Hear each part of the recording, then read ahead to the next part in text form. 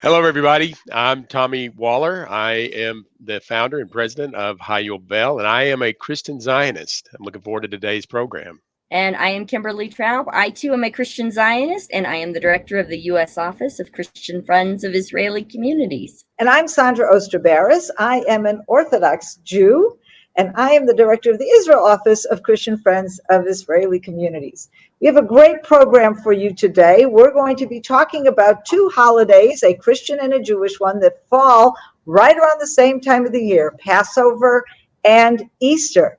And I'm going to start the program today by talking about Passover. What is Passover from a Jewish perspective, and how do we celebrate it? So really, Passover celebrates the Exodus from Egypt. And as you can well imagine, the source of it is in Exodus 12 and 13, where we have God commanding Moses and Aaron, and then directly the Jewish people, about what they need to do for Passover. And they're actually commanded two different types of celebrations. One is the Passover that they are going to actually do in Egypt itself, just before they are liberated. And then there's instruction about what they should do for generations to come. And we see this in Exodus 12, verses 14 to 20, and again, verses 24 to 27, verses 25, chapter 13, verses 3 to 16. But I want to just focus on a few of these verses that really set the stage for what is most important about the Jewish celebration of Passover today, and actually for many, many centuries. So if we look at chapter 12, verse 25,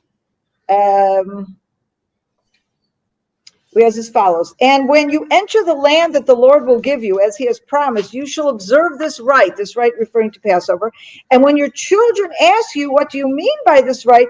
You shall say, it is the Passover sacrifice to the Lord, because he passed over the houses of the Israelites in Egypt when he smote the Egyptian, but saved our houses. And another verse, a couple of verses I want to focus on as well, is in chapter 13, verse 3. Remember this day on which you went free from Egypt, the house of bondage, how the Lord freed you from it with a mighty hand. No leavened bread shall be eaten. You shall go free on this day in the month of Aviv, or in the spring month. So when the Lord has brought you into the land of the Canaanites, the Hittites, the Amorites, etc., you shall observe in this month the following practice. And then it goes on to talk about what those practices are. And towards the end of this section, it'll say as follows: and when in time to come your son asks you, saying, what does this mean? You shall say to him, it was with a mighty hand that the Lord brought us out from Egypt, the house of bondage. So what you could see in all these verses, and there's actually more repetition of this idea as well, is that the Exodus is seen as a major, major miracle and a very important foundational event in the history of the nation of Israel. And God is saying to the people of Israel, you need to remember this. Okay. And how are you going to remember it? You are going to celebrate this and do certain things every single year. And some of the things that are mentioned is the Passover sacrifice, and it's mentioned eating matzah. We don't eat, we eat unleavened bread, what's referred to in Hebrew as matzah. We do not eat bread. We don't eat regular bread during this time. It's a holiday of 7 days. And very, very important is that this is an obligation to pass it on to your children. A number of different places it says, when your children ask you, what are you doing? You're going to tell them this is in commemoration of that amazing Exodus. So, for after the Jews, the children of Israel entered the land of Israel, first there was a tabernacle, after that there was a temple. And during that time, the central focus of the Passover celebration was the Passover sacrifice, which reminds us of the actual Passover sacrifice that they did in Egypt before there was even a temple. Everybody did that in their own home. Every family takes a lamb, and then we'll slaughter it, eat it, etc. It's an unusual sacrifice because in this case, none of it goes to God. It's a holy kind of offering, and yet everything is eaten by the people themselves.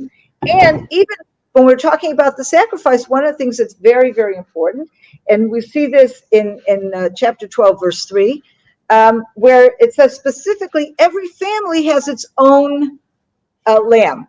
This is a family even back then in temple times and even in Egypt times, okay, this is a holiday that is celebrated within the family.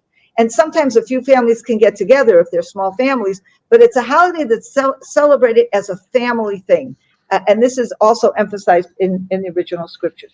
So what do we do today? Okay, so the temple was destroyed almost 2,000 years ago. And much of what we do today is a combination of fulfilling the actual essence of the holidays we see in the scripture, and remembering elements of the holiday having to do with a Passover sacrifice that we can no longer do because we don't have a temple. So we have a huge meal, a family meal, but actually the eating part of the meal comes way later. You have to pay for your food, okay? Which means you got to sit and read this book, and the book is called the Haggadah. And the Haggadah, the word itself means the telling. It's a book, it's a text that was put together which combines scripture and post-scriptural references telling about the Exodus, telling about the miracles, and trying to help people, especially children, understand how amazing the miracle was. And also remembering the way this was celebrated in the temple, and showing that there are different things that we do today that is instead of the Passover sacrifice. For example, we'll have a bone, like it's supposed to be a shank bone of something, but we usually just like a chicken drumstick or something, and you put lamb's expensive, but a chicken drumstick on the Seder plate, and that becomes a reminder of the Passover sacrifice. And you don't eat it. It's not, we're not pretending to eat it, but it's a visual reminder we once had a Passover sacrifice. Now, a big part of the Seder is telling the children. And so, for example, we have the 4 questions at the beginning of the Seder, where children there's actually a text of what children ask. But this actually began when nobody had yet written up the text. And the idea was you're supposed to do things. First of all, some of the customs we do on the Seder, some of the things they may see at the table, are already very odd. And even beyond these things, there is this idea that the parents are supposed to do things to the children to stimulate their questions. Because we want to go back to the scripture that says, and when your children were asked, what are you doing? That it becomes an opening for you to explain to your children the story of the Passover Exodus. So this is all about passing this memory on to the next generation. And in a way, it really is not just about telling the story of Passover, but telling the story about God, telling the story of the Bible. It's a holiday that more than anything else is putting into practice this idea that every Jewish parent is supposed to be ensuring continuity in the next generation by getting them to understand their history, and doing that through reading the scriptures, and of course connecting in that way to what happened to us as a people. Two things that, of course, are very, very central in the Seder, aside from this telling the children. One is we have 4 cups of wine. There are 2 cups before the meal and 2 cups after the meal. These are not wine that we drink at toast and drink everybody, have a great life. These are wine that each one is accompanied by a blessing that is said that praises God for some element of the redemption from Egypt, and in some cases also turns towards a future redemption and asks God that he should, the way he redeemed us from Egypt, he should also redeem us now as we wait for the Messiah. So these 4 cups of wine, and they have many, many symbols. That's very central to the Seder. And also, as I mentioned earlier, no bread, just matzah. And it's not just that, well, if you feel like having bread instead of bread, you're going to have matzah. But on this particular night, it is, you have to eat the matzah, because the matzah itself represents the hurry as they left Egypt, and they didn't have time to wait till their bread rose. And so it's important that we eat the matzah, because the matzah in it itself symbolizes a very important element of the Seder. One last thing I want to just mention before I turn it over to you guys and talk about Easter and all that is that how do we know when the holiday comes out? And of course, in the Bible, as in Jewish tradition, our calendar is a lunar calendar. And this falls on the first month. It is on the 14th day of Nisan, which is the first month of the year. But it says in Deuteronomy 16, verse 1, that we have to make sure that the holiday of Passover always falls during the spring. Now, just a quick calculation for those of you who can pick this up quickly. The lunar calendar is 11 days shorter than a solar calendar. So what that means is roughly every 2 to 3 years, we are going to be a full month behind if we just follow the lunar calendar. We will have fallen back a month. Now, because it says you have to ensure that the Passover holiday falls in the spring, that means it really needs to take place sometime after the spring equinox, which is March 21st. So what happens is every year we lose 11 days. At some point, we have to add a month to the lunar calendar year, which is instead of in the regular calendar, you add a day when you have a leap year. We add a whole month in the leap year.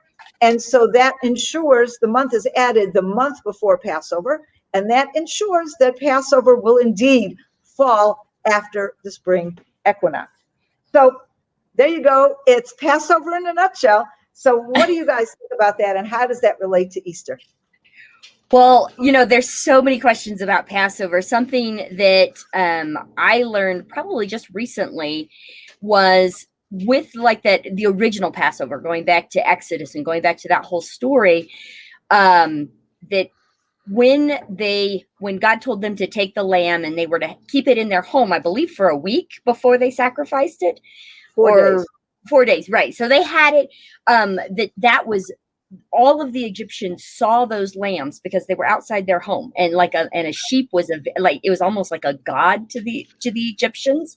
Right. And so you imagine all these Jewish homes, they're all in Goshen, they've all got their little lamb, and then 4 days later there's no more little lamb out in front of the houses, but there's blood. That's the whole point of Passover, is the blood is painted on all the door frames, and it's very clear where that blood came from, and just what a shock that was for the Egyptians, because that was the Passover, was that death angel passing over.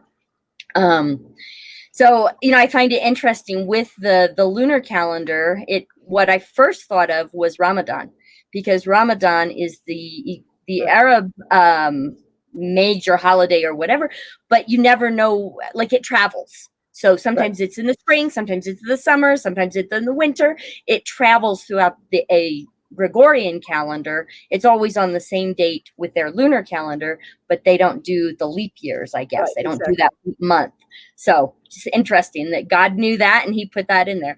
So with Easter, one of the things that I looked up and said was that Easter is the first Sunday following the full moon that occurs on or after the spring equinox. So they do tie it to Passover, but in a very loose way. And there are occasional years. I remember one very specifically. I was planning a trip. Anyway, I was planning a trip, and it was Passover and it was Easter, and I got all freaked out because it didn't line up. And I thought my dates were wrong, and I freaked out my tour guide because he thought his dates were wrong. And we looked it up, and that was one of those years where Easter and Passover were almost a month apart. They were 3 weeks apart. It was kind of weird. But other than that, they usually fall very close. I would say Easter as we see it today, when you say Easter, you think bunny rabbits and eggs and, spring flowers. And, it has absolutely nothing to do with Passover. It has absolutely nothing to do with the Bible. And it has everything to do with a lot of pagan history, unfortunately. And I think that this is one of those times where the ancient fathers were attempting to bring in this new religion to a people that were very, very pagan and that were used to serving their goddesses of fertility, their goddesses of spring. And so to take them and say, no, you can't celebrate that anymore. But they weren't Jewish, so they weren't going to celebrate Passover. So it became this mishmash of things. And that's where a lot of it comes from. I personally did not grow up celebrating Easter. Definitely in my household, it was a pagan holiday and it was not celebrated. However, we do know that Jesus celebrated Passover. This is one of the stories that is recorded in all four Gospels, and each story has varying degrees and varying depths of different details that get thrown in, but every single one of them are clear on most definitely this is Passover. So I'm actually going to read real quickly this is from Matthew chapter 26, starting in verse 17. Now, on the first day of unleavened bread, the disciples came to Jesus saying, "Where will you have us prepare for you to eat the Passover?"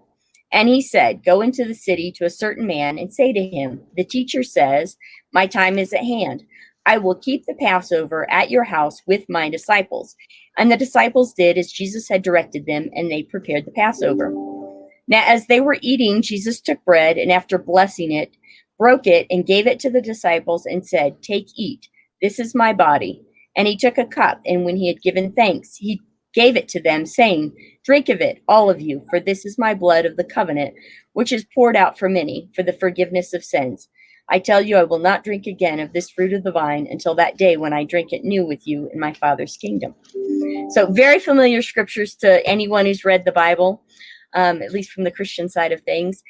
And, a couple of things on that strike me right off the bat is we're talking about what, 4,000 years since the original Exodus when Jesus walked the earth? 3,000, something like that. 3,500. But clearly they were and the temple was still standing. They were still doing Passover sacrifices, but clearly they were celebrating Passover. To some extent, obviously, probably a little different than you celebrate it today, but it was very, very much a common thing that every single one of the disciples had grown up with, asking those questions, feeling that connection, going back to remember, because that was God's point with the Exodus or with the Passover, was don't forget leaving slavery. Don't forget, go back, remember what it felt like. If anybody has ever experienced even a Messianic Seder, I personally have not been to an Orthodox Jewish Seder. I've been to a few Messianic ones, but the elements that are in there and that are involved in that are just astounding, in that I love how it is all about taking what we read black and white and putting it into pictures, putting it into something that the kids can relate to, whether it's the slavery and it's the, having tears, eating the harissa or I guess that's the sweet stuff, but, having the bitterness, Dipping in the salt water. Going through all the plagues, every piece of the Seder, every piece of it really relives and brings to life the elements of the Passover. So unfortunately, as Christians, we don't even associate, I think most of the time, that when we take communion, that it was based on this Last Supper. We all know about the Last Supper and about, Jesus going to make the sacrifice. And it's just been so removed from where it started in its foundation. What about you, Tommy? Yeah. You know what? It is, I love, I'm a black and white person, and I love the picture of that Passover, the way the Jewish people retell the story every year. But I have Christians all the time say, we've already heard the story once. Why do we need to keep hearing it, over and over again? And the Jews just keep their stories going over and over and over. And if you live to be, 90 years old, you're going to hear the Passover story 90 times. That's just the way it is. And I love that, because to me the Passover for the Jewish people is it is part of their DNA. I mean, it is their identity. And Christianity has a very difficult time identifying with these things, because we're so, I think, in the attempt to not be Jewish, we tried to bring about. We use the word grace a lot. Grace. What is grace? Grace just allows Christians to just do whatever they want to do. We got a book of the Bible written about whatever. The whole book of Judges is about people that just did things in their, what was right in their own eyes. So for me, it's important, especially because we use these terminologies Jewish roots or Hebraic roots and all of these Mhm. things. And I just see as I'm seeing Christianity now, you know what? And I understand this is a uncomfortable topic, and I definitely don't want to get into anything that's going to be, where we're throwing rocks, causing people to throw Yeah. rocks here or get bad, these huge offenses in the comments or whatever. But the guys that started Christianity were Jews. They were, they began it. Whether you agree with that the sect of Christianity or not, that's another deal. But they were when they were doing, they didn't decide to come into Jerusalem to do a communion service. Again, we Right. talked about whether or not we're going to do. They're coming in, like you said, to do. I don't know if you heard this or not, but while you were reading, you said we're going to drink. And Sandra, I think theologically you'd probably agree with this, but there's going to be wine in the. We both agree, Christianity and Jews believe there's going to be a messianic kingdom. We're just kind of Right. differing on how that's going to all play out, right? Yep. But did you hear the word vineyard in there? Did you hear the fruit of the vine? That's And I'm right. thinking, That's right. listen, okay, I'm getting a plug in here, but because it's just obvious to me, both Jews and Christians need to understand that when we do whatever it is, whatever it looks like, we're going to be in Jerusalem. We're going to be drinking wine, and it's not going to be California wine. Okay, let's just get that. I just want to make It's that going to be statement. wine Amen. from the It's a, mountains of it's going Samaria to that be wine. HaYovel has harvested. I'm telling you, people have to appreciate that. The foreigners are coming, just like the prophet said, to bring this Yes. this deal about. We're going to have a lot of wine. Whether we I have to tell you something, again, Tommy. I have to tell yeah, you that at our Passover Seder for a few years already, we are definitely drinking wine that you harvested the grapes for. That's already uh, happening. Wow. you know what? That's warming Wow. my heart. That's warming my heart right No there. I mean, question. yeah, because you know what? Because Sandra, I appreciate that about you. I appreciate that about the rabbis that are here that really see these festivals in the ultimate goal in this messianic kingdom is going to be including a lot of people. Even the whole story of Passover, what was it, a mixed multitude That's right. of Egyptians Yeah. joined themselves to Yeah. Israel at that moment.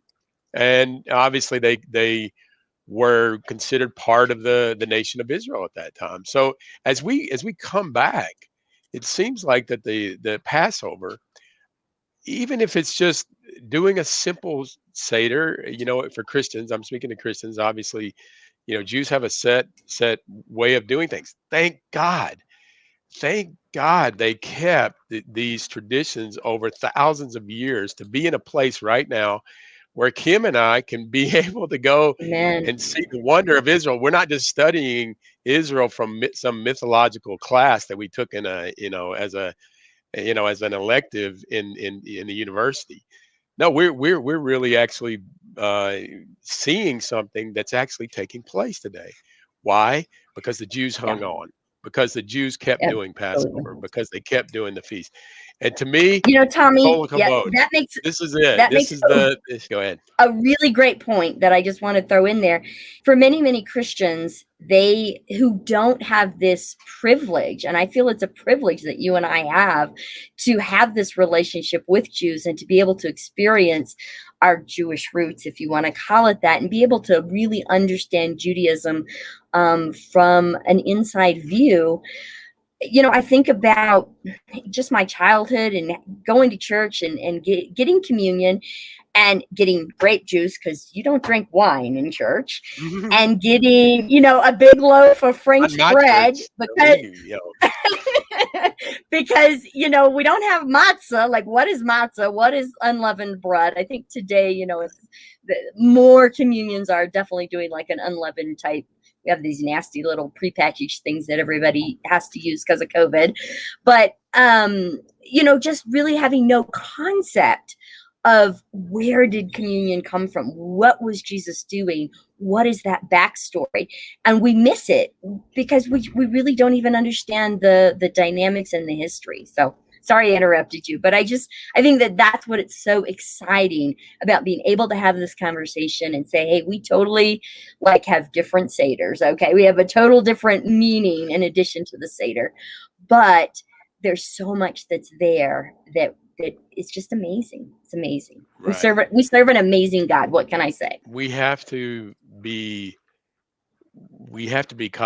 cognizant of the facts that for 2,000 years we really destroyed what we're doing on this program here is we're doing something that's at least attempting to undo what was done. For me, the fact that we do Easter is probably has, in a sad kind of way, it's probably because of the anti-Semitism in the early church. And whether or not we would do, Christianity would do it just like the Jews would do. I don't know. I'm just saying that the fact that we're doing Easter, which, by the way, if somebody tell the our forefathers that Easter, naming it after a pagan goddess, a fertility goddess, probably Didn't wasn't the do us best any idea. favors. No, didn't do us any favors in trying to defend it, because the first thing the Jews would say to me is, "Yeah, Tommy, do you know what Easter is? Do you know what this, you know?" And so it is not. It is a very difficult thing to defend, and I know we can, because we have created our little boxes where we feel very confident in those boxes. We sometimes don't realize how really not good these some of these celebrations are. Now, I don't want to take away from the celebration of Christianity, or the Right. celebration of the resurrection that we believe, or Oh, the absolutely. celebration of the death and burial and the resurrection. All of these things, can in Christianity can be tied to this to the season. And so, that celebration that we would have in that time period, that's something that's part of it's part of who we are. It's part of Absolutely. our identity ourselves. But Yes. is when that our identity creates the horror that it did towards the Jewish people, then we cross a line that was never intended for our faith. Our faith was, as the nations, was supposed to be a lot like, I think, like the Egyptians that said, "Okay, you just proved it to me. God is real, and I'm going to follow those guys. I'm not following the other." So this is important for us, and I want Sandra to talk, to kind of bring this all together. But I just think it's important for us to see the value in this, and let's strip out, Kim. We need to strip out the arrogance that Christianity has had in this season, and saying the Right. Jews, maybe the Jews don't get it or whatever. No, I'm telling you, I want to say to Christians, maybe we don't get it. Maybe we because how many of you have really wanted to come and restore the nation of Israel? We're still struggling. We're all still struggling to get people motivated and excited in this generation when the Jews are returning. It's Right. happening. The wine is Absolutely. being produced. The wine is being produced. Well, I think it is. You made an important point. We're not here as a Christian. I absolutely believe in the death, burial, and resurrection of Jesus. I believe that he was the Passover lamb that was sacrificed for our sins. And so it was during Passover. I mean, the Bible is very clear about that it was during this time. So Easter, in a Christian sense, or in that sense of talking about the resurrection of Jesus, absolutely. That I am for that 100%. It's more the Easter bunny and the eggs and all the things, all the trappings that really Easter as a secular holiday, for lack of a better term, has come to be known. Now, one of the things that came to my knowledge just recently, and I was, as an American born modern day Christian, I was shocked. I mean, I can't even tell you how it was. But when I learned this, it gave me a huge understanding of this Christian Jewish dialogue and this dynamic that plays into it. And so one of the things, you know, here in Colorado Springs, it's a huge deal that has spread nationwide. I don't know, I won't say worldwide, but there's a church here in town that does this tremendous play every Easter that is the recreation and the retelling of the death, burial, and resurrection, you know, starting with kind of the Last Supper and going through that whole thing. And it's a tremendous thing. And you go and you just get really, you know, just, wow, this really was a sacrifice. But to find out that the foundation for what is called a passion play and what that was used for, I was heartbroken, because passion plays in Europe 100 years ago, 200 years ago, you know, really since the time of the Crusades even, was the time that the priests, not the rabbis, forgive me, mistake, the priests, the pastors, whoever would get up. And again, we're talking about people that did not read the Bible for themselves. So they were Christian, they loved God, they were going to church, but the Bible was not in a language that they could even read. They were not literate. And so their only connection to God was through their pastor, through their priest. And so when he would rile them up and he would tell them, now to go be a good Christian, go kill a Jew. Go, you know, tear down the Jews that are causing all of our problems. They're the cause of the plague. They're the cause of the famine. They're the cause of whatever ill was taking place. And that's what would happen. And so when Easter would take place, the Jews were at Passover, but they were also hiding, correct, Sandra? They were also trying to lay very, very low and not, you know, get beat up by their Christian neighbors. I don't know. What are your thoughts on that, Sandra? Well, you know, I want to just go back. You mentioned the Crusades, and I did a bit of checking on this. Now, the first crusade was at the end of the 11th century in 1096. And actually, there are historians who say that, I mean, there had been anti-Semitism in and around Europe already before then, but they look at that first crusade as the beginning of major anti-Semitism, you know, in ways that you would say there was a direct line from that first crusade to the pogroms in Russia and Eastern Europe to the Holocaust. You know, this was when it first began, this major, let's go kill all the Jews that we see, you know, in a large area. What happened then was that, you know, there was a call in all these places, villages and towns all across Europe. We're going to go and retake the Holy Land from the infidel. In that case, they were talking about the Muslims. And then all of a sudden they said, hey, wait a second, but why do we don't have to wait till we get to the Holy Land to murder the Muslims. We have Jews who are even worse infidels all through Europe. And so as they're marching across Europe, they're killing Jews. And this first one was a particularly heinous one. In the Rhine Valley alone, Jewish communities in 3 different towns or villages where they had quite a large Jewish community there along the Rhine were murdered. I don't know the numbers, but it was thousands of Jews. Some were you know, forced to convert. Others were burnt at the stake. Others others committed suicide to avoid having to be tortured and killed by these people because they refused to be converted against their will. And actually at that time, in this area in the Rhine Valley, there was a prayer that was composed, and we say this prayer today in synagogues all over the world. Any synagogue that is of the Ashkenazi tradition, which means that originally we're from European Jewry as opposed to being from North African or Middle Eastern Jewry, and the prayer is said every week in the synagogue after we finish reading the Torah portion. And it starts, merciful Father, and we are asking God to remember the martyrs who died in defense of your holy name. And this prayer was written then, after the First Crusade. It was written in Worms, in one of these towns. And what's very interesting is it's a fairly depressing prayer, because it talks about these martyrs.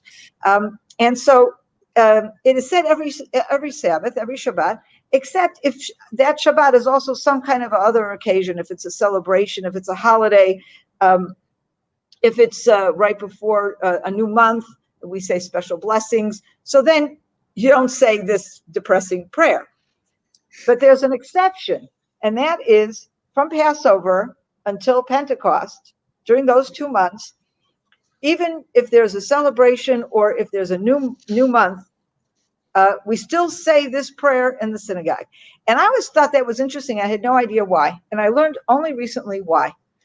And the reason is because this prayer was composed as a result of these crusades. And when did the crusades start? They started after Easter. And they started for two reasons after Easter. First, practically, because they waited till the snows had melted, the ice had melted, and it was spring, and so they could now start their travel, east. But it also was, Easter was a perfect opportunity. It was when this whole, starting with the Passion plays, and then priests that were preparing and encouraging their flock to go out and kill Jews or go out and whatever. And so this is what it was. This was the season. Easter was the launch of the season. Let's go kill Jews.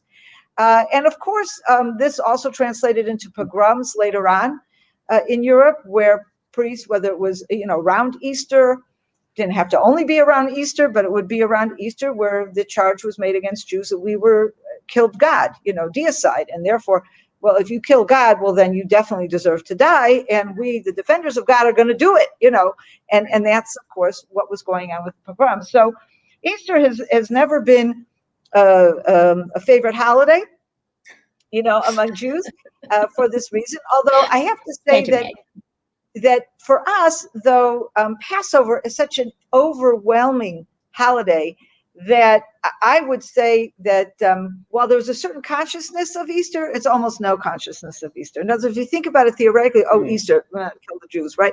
But Passover coming around the same time is so encompassing and so beautiful, and it's such a wonderful, wonderful holiday that most of the time you're focusing on Passover, you're not focusing on Easter. You're just focusing on our holiday and celebrating it to the best we can. And I really think that was very interesting to me in our conversation today was two things. First of all, you were talking as Easter, you were trying to get to the root of the holiday and what it should have been, and that, but the Easter bunny and all that stuff that it probably shouldn't have become. But also it was very interesting to me how you were discussing various Christian attempts to incorporate some element of Passover into their own holiday or do it differently. And of course we all know as Jews and as Christians that a Christian Seder is not a Jewish Seder. They're very different things, and Christian Seders definitely absorb elements, customs, readings from the Jewish tradition. But for a Christian Seder, it's pulling in the Christian theology, maybe elements of what became communion, maybe, the story of Jesus and the Last Supper.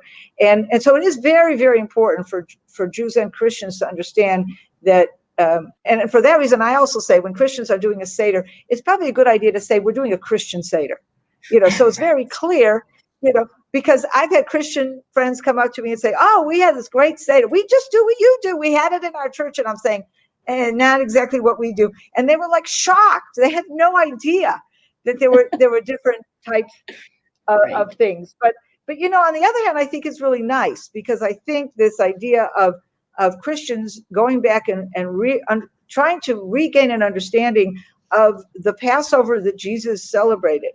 I think when approached in a positive way like that is just something that enables Jews and Christians to better understand one another.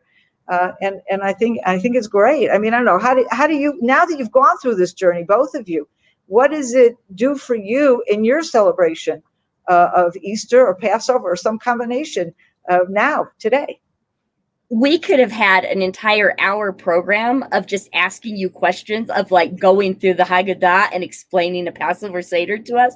Maybe we'll have to do that sometime. Well, I want you to know I did a video on that. We need Did to you? share that. Oh, we might need to do that because there is so much that's there. And if someone is watching this for the first time and maybe this is they've never heard of this before and they've never experienced, because that's again what I think we're about. We're giving that inside view as to what do Jews do.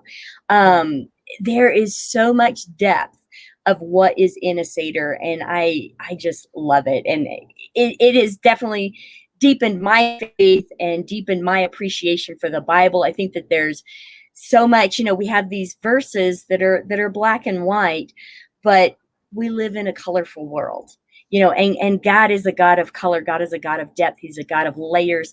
And there's so much that's there. And as we dig into that, we begin to not really understand it, but begin to just a little bit appreciate the depth that he has and just the plan that he has for each and every one of us. What about you, Tommy? Right. Yeah, I think you're right. I think that there is a openness, I think, right now for us to be able to come together, and but significantly even to understand, how we got here, why we're here, and what is our purpose. Because I think in Christianity, excuse me, we have in the replacement world, we use that terminology a lot. In the replacement world, we lost a vision for what's coming in a physical reality, the physical reality of something that is going to happen here. But and I think it's something that in this whole what's happening in this generation is that we've seen something that we've never seen before, and it is the physical reality of the restoration of a place called Israel.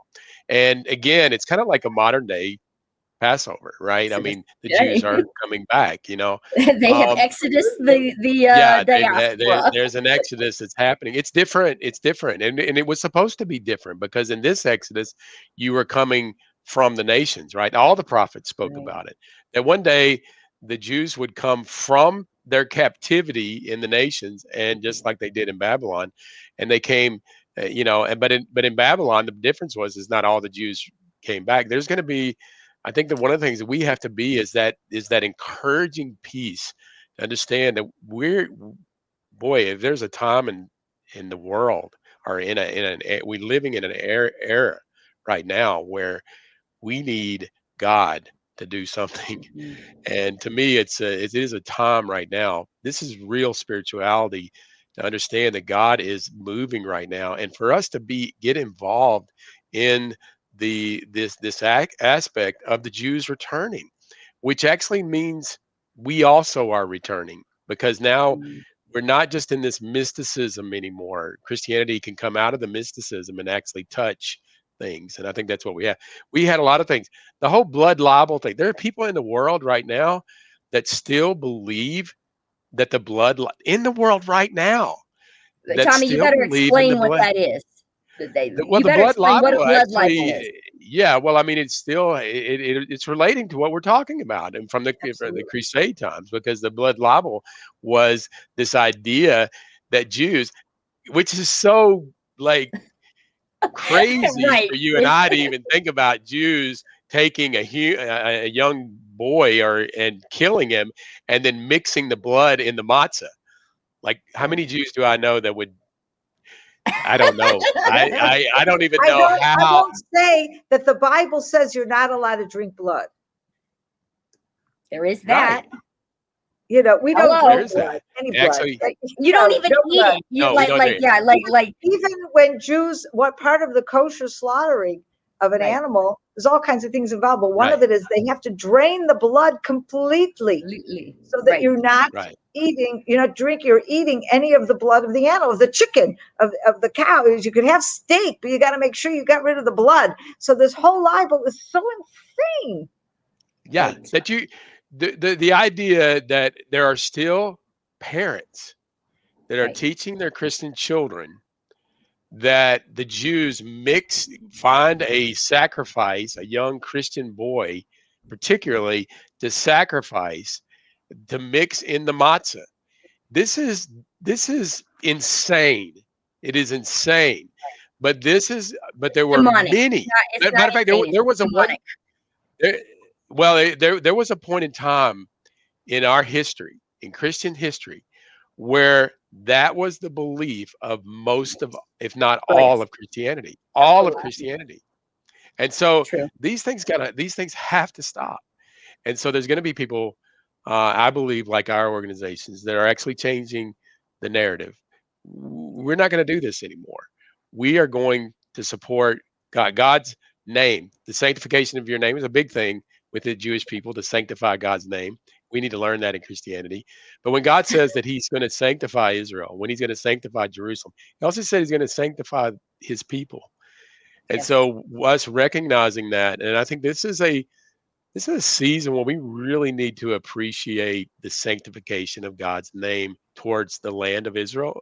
But before that, the people of Israel, because that's something we desecrated. We also desecrated we took our part in desecrating the land of Israel, and we also, as the world, because we also we just forgot about it, but we also forgot about God's people that He was using. And I think that this is a time and a very important festival where we really need to encourage and rejoice that the Jews Amen. are still keeping Passover after almost 4,000 years. They're keeping Passover. You talk about Right. one advantage of being so stubborn. You guys just hung in there, and you kept on doing it. You're And in obedient. spite You're of obedient. everything. Well, in spite of all of these things, because I can't imagine Christianity even surviving in such an environment. I don't think it would have. Well, you know So, what?